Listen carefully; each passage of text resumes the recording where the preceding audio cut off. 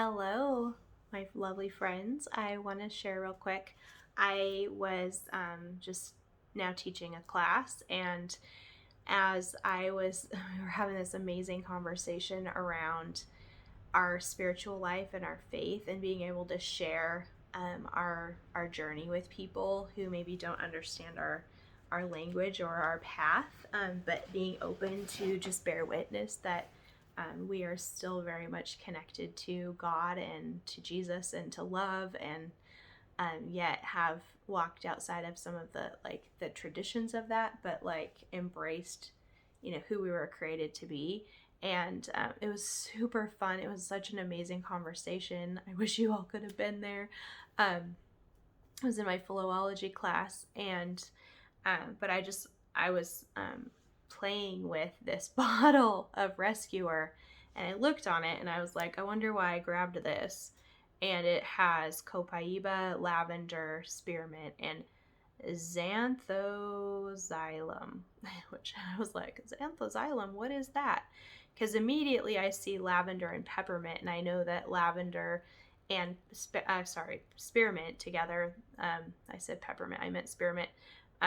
They together are what I use when I need courage to speak. And that was one of the things that we were talking around, is just courage to share our truth and our story so that it can be a light for somebody else who's maybe navigating that space, and giving them permission to follow that still small voice, even if it seems to be leading them outside of tradition.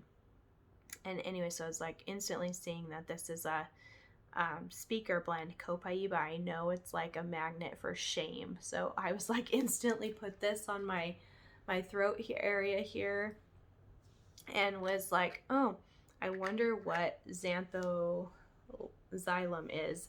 And so I googled it, and it's a prickly ash, or the angelica tree, and they use the bark. It grows in southern Canada, northern, central, and western USA. So I was like, oh, that whole strip of the globe there. But it's fun. Like, the physical properties are cool, but I love the emotional ones, because it brought this full circle why this is my new speaker, like, courage blend for speaking my truth and sharing the message that God loves everyone, and there's no limit on that love. There's no conditions or stipulations.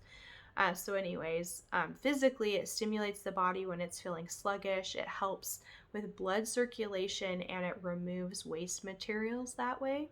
So people who are experiencing inflammation, it can help um, relieve discomfort and aches and pains by actually helping remove the waste materials as the blood's circulating.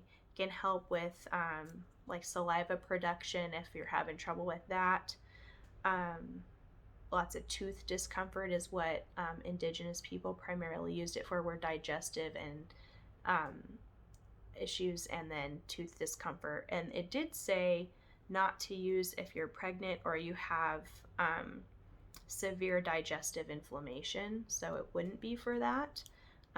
You would use other things like Digestin or something. And pregnancy, obviously, you wouldn't use this either. There's just some contraindications there. But the cool thing why I was like, oh, this is why I just picked this blend up and was drawn to grab it and look at it, was it's the oil of wisdom, knowledge. It can assist in prayer and receiving divine messages.